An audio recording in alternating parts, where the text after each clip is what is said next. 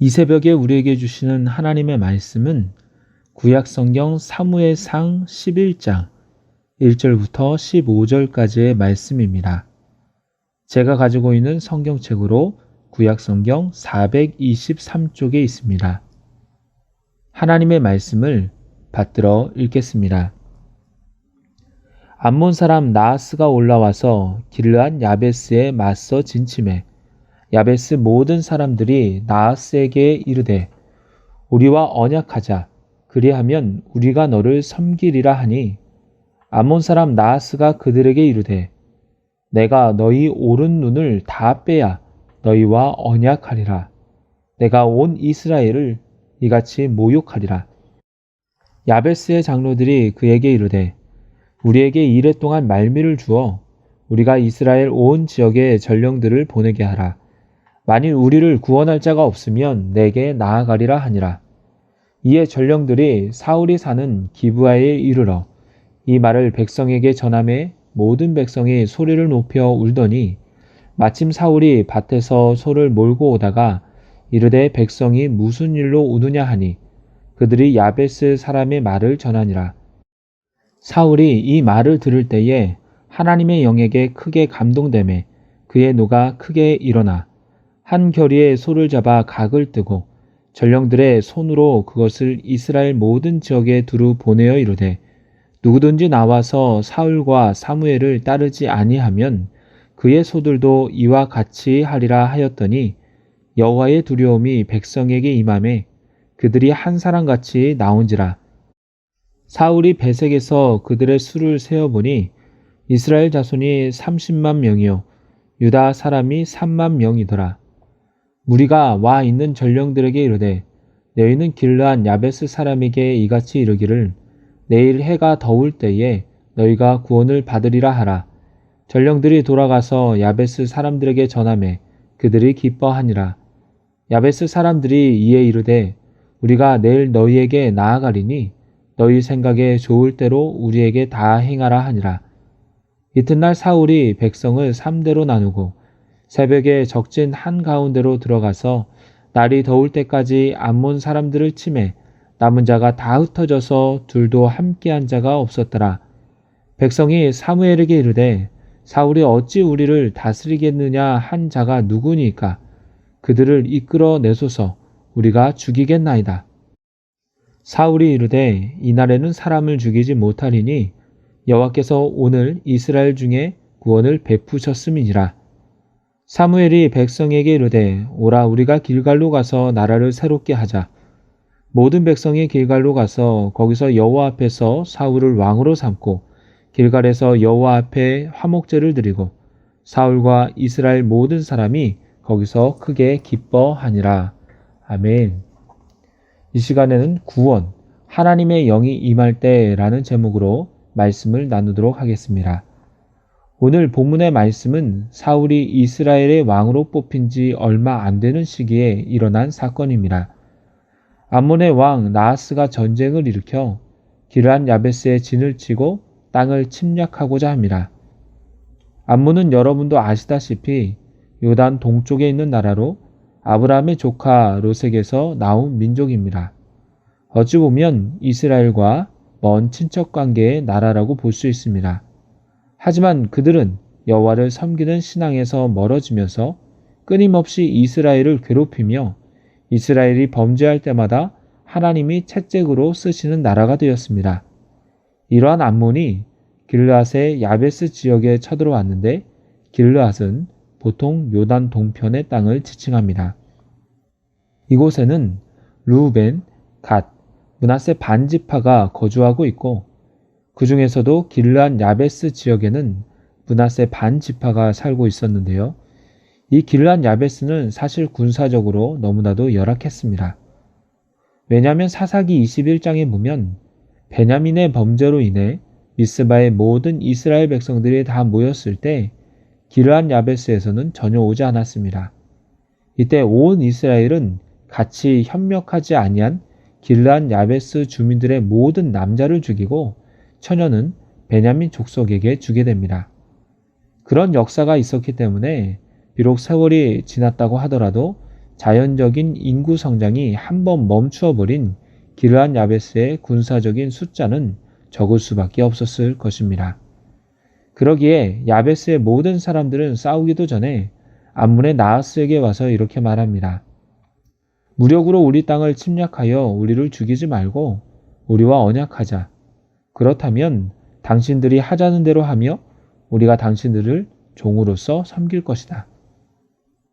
보통 이 정도 되면 전쟁도 하지 않고 기르한 야베스를 속국으로 삼고 점령할 수 있으니 허락할 것 같습니다. 하지만 나하스는 그렇게 하지 않습니다. 2절에 보면 암몬 사람 나하스가 그들에게 이르되 내가 너희 오른 눈을 다 빼야 너희와 언약하리라. 내가 온 이스라엘을 이같이 모욕하리라 라고 말합니다. 전쟁하지 않으려면 오른쪽 눈을 다 빼라는 것입니다. 평생 장애인으로 살라는 것입니다. 이것은 문자 그대로 오른쪽 눈만을 빼라는 것은 아닐 것입니다. 사실은 조롱하는 표현입니다. 속국으로 만드는 것뿐만 아니라 조롱하고 모욕을 주다가 죽이겠다는 것입니다. 또한 이 말 속에서 나하스의 목적은 야베스 길르앗만이 아니란 것은 알 수 있습니다. 온 이스라엘을 이같이 모욕하리라 라는 말에는 기르한 야베스를 발판으로 요단 서편까지 온 이스라엘을 점령하려는 계획이 있습니다. 이에 야베스의 장로들은 결정할 때까지 일에만 말미를 달라고 합니다. 자신들이 이스라엘의 다른 지파의 도움을 요청해 보겠다는 것입니다. 이러한 얘기 또한 나하스의 입장에서 들어주지 않을 수 있습니다. 무시하고 그냥 쳐들어올 수 있었을 것입니다. 하지만 지금 나하스는 자신감이 넘치는 상태입니다. 온 이스라엘이 힘을 합쳐도 자신의 군사를 이길 수 없다고 판단합니다. 그러기에 일주일의 시간을 줍니다. 전령들은 이스라엘 전역을 돌아다니다가 사울의 고향인 기브아까지 오게 됩니다. 전령들이 기브아에서 자신의 처지를 알리자 기브아 백성들은 모두 소리를 높여 같이 울며 슬퍼하였습니다.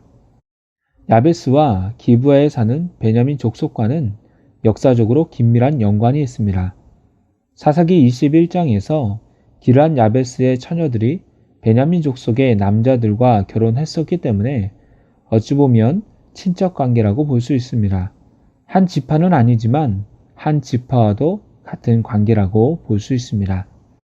많은 이들이 울고 있을 때 사울은 밭에서 소를 몰고 오다가 백성들에게 무슨 일 때문에 우는지를 묻습니다. 비록 왕으로 제비 뽑힌 사울이었지만 아직 왕으로서 전혀 대접받지 못하는 상태에 있습니다. 밭에서 소를 몰고 왔다는 것은 밭에서 일을 하다가 온 것입니다. 사울은 야베스 사람의 말을 들음과 동시에 하나님의 영이 크게 임합니다. 그러면서 노함이 크게 일어납니다. 6절을 보면 이렇게 기록하고 있습니다. 사울이 이 말을 들을 때에 하나님의 영에 크게 감동되매 그의 노가 크게 일어나 분이 나는데 의분이라는 것입니다. 성령의 이끄심에 따라 분이 일어나 이후에 하나님의 뜻에 따라 일을 하겠다는 것입니다. 사울은 소 한 겨리를 잡아 각을 뜨고 전령으로 이스라엘 모든 지파에게 보내어 자신과 사무엘을 따르지 않는 자는 이 소들과 같이 죽임을 당할 것이라고 합니다. 같이 힘을 합쳐 싸우자는 것이죠. 이때 이스라엘 자손이 30만 명, 유다 사람이 3만 명이 모입니다. 사실 이때에도 성령이 역사하신 것입니다. 7절 하반절에 보면 여호와의 두려움이 백성에게 임했다라고 합니다. 하나님께서 백성들의 마음을 움직여 군사로 모이게 하신 것입니다. 33만 명의 군사가 모이자 군대는 기르한 야베스의 전령들에게 너희는 내일 구원을 받을 것이니 걱정하지 말라고 합니다. 그리고 사울은 군사를 3대로 나누고 새벽에 적진 한가운데로 들어갑니다. 여기서 새벽이라는 것은 보통 어둠이 끝나면서 동트는 시간인 3시에서 6시 사이를 의미합니다. 이 시간에 적에게로 가서 날이 더울 때까지 한낮까지 암몬의 군사들을 칩니다. 그럴 때 어떤 일들이 일어납니까? 11절 하반절에 보니까 암몬 사람들을 치매 남은 자가 다 흩어져서 둘도 함께한 자가 없었더라. 죽던지 다 흩어졌다는 것입니다. 이로써 사울은 첫 전투에서 이름을 내며 승리할 수 있었습니다.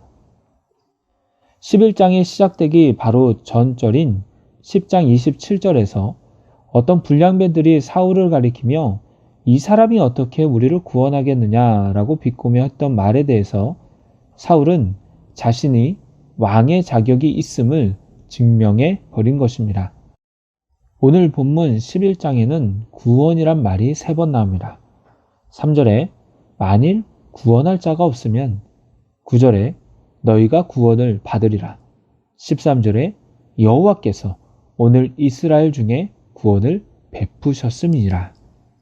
어뜻 11장을 본다면 구원할 자가 없는 상태에서 야베스를 구원한 자가 사울처럼 보입니다.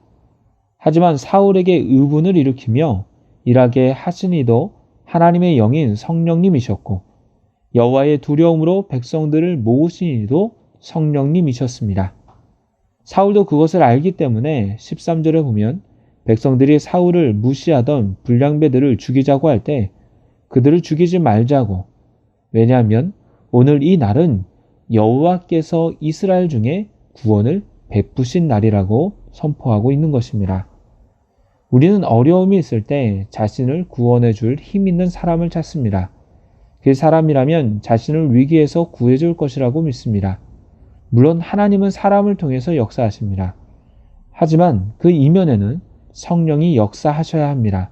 그럴 때 너무나도 부끄러워서 짐 보따리 사이에 숨어있던, 너무나도 내성적이었던 사울이 의분을 일으키며 이스라엘 전체에게 전령을 보냈던 것과 같은 하나님의 역사가 일어나게 되는 것입니다.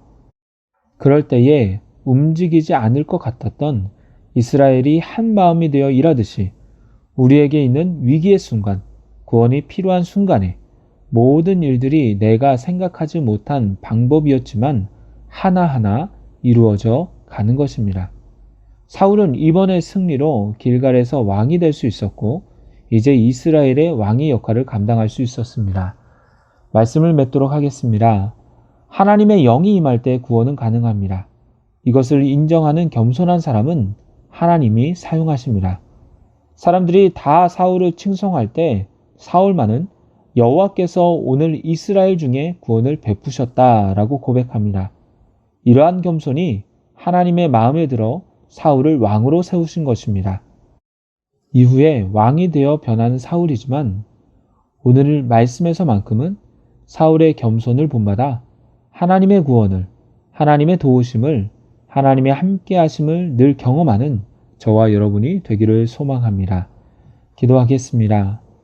하나님, 이 새벽에도 여전히 우리에게 생명 주시고 하루를 다시 말씀으로 시작할 수 있도록 허락하여 주신 은혜에 감사를 드립니다. 사람이 우리를 구원하고 도움을 주는 것 같지만 구원은 하나님이 주시는 것임을 믿습니다. 사람을 의지하는 것이 아니라 우리와 함께 하시는 성령님을 늘 바라보며 주께서 주시는 구원을 늘 맛보며 살아가게 하여 주옵소서. 또한 사울처럼 겸손히 하나님께서 우리의 인생 가운데 함께 하셨음을 고백하는 저희들이 되게 하여 주옵소서. 예수님의 이름으로 기도드리옵나이다. 아멘. 생명의 말씀으로 나를 채우사 주의 길